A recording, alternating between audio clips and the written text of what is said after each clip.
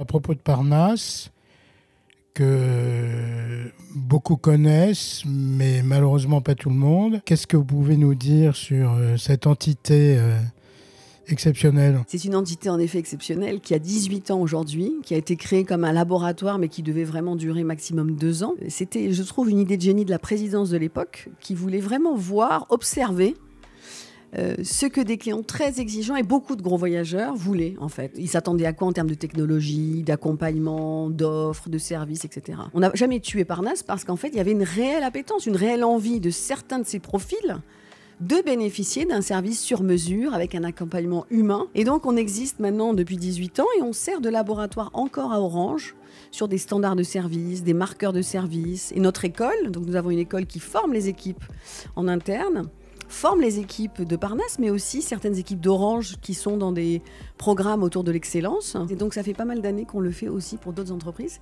Ce qui me permet d'ailleurs de voir quelles sont les attentes et les standards dans d'autres entreprises. Quelles sont les stratégies d'expérience client dans d'autres entreprises. Donc, c'est extrêmement éclairant. Alors, dans votre domaine, avez-vous des concurrents? Et si oui, qu'est-ce qui vous différencie de ces derniers? Nous n'avons pas de concurrents, pas réellement. Aujourd'hui, il n'y a aucun opérateur qui a monté un service à la Parnasse, en tout cas pas en France. Seul Orange a eu ce coup de génie et a vraiment investi dans cette aventure humaine. Alors, vous en avez déjà un peu parlé. Quels sont les moments clés de Parnasse au cours de ces dernières années et éventuellement des prochaines années? Parnasse est né avec le mobile, Parnasse est né avec l'iPhone, la sortie de l'iPhone. Et donc dans un monde où finalement on voyait bien que la connectivité allait prendre le dessus. Et l'objectif c'était d'accompagner les clients vers ce nouveau monde ultra connecté. On a continué toutes ces années à le faire, mais aujourd'hui on va bien au-delà du mobile. On s'occupe de la fibre, du Wi-Fi, toute la domotique d'une maison. Tout ce qui est multimédia, la bureautique, globalement tout ce qui est connecté ou connectable pour que nos clients puissent avoir une vie sereine. Dans 10 ans, par exemple, comment vous imaginez Parnasse? Alors on a envie d'aller beaucoup plus loin en fait. Et c'est quelque chose qu'on va construire avec nos membres en regardant quelles sont leurs attentes de demain, mais aussi en regardant ce qui se passe sur le marché en termes de technologie.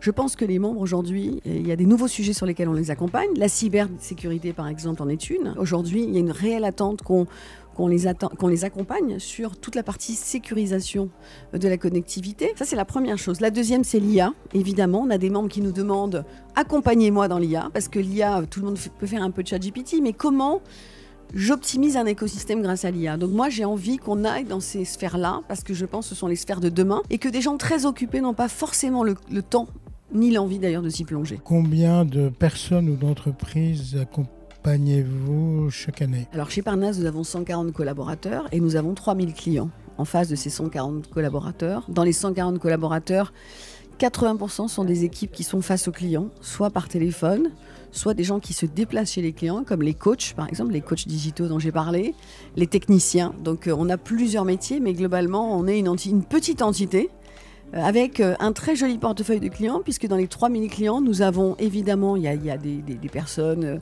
un peu qui cherchent de la confidentialité, donc des people, des gens comme ça, mais beaucoup de dirigeants d'entreprise, des grands patrons qui viennent parce que les DSI souhaitent avoir une vie sereine, le week-end, la nuit ou quand leur patron voyage. Des patrons de TI qui disent « moi, j'ai pas envie de m'embêter, mon DSI, il a autre chose à faire, gérer ma vie ».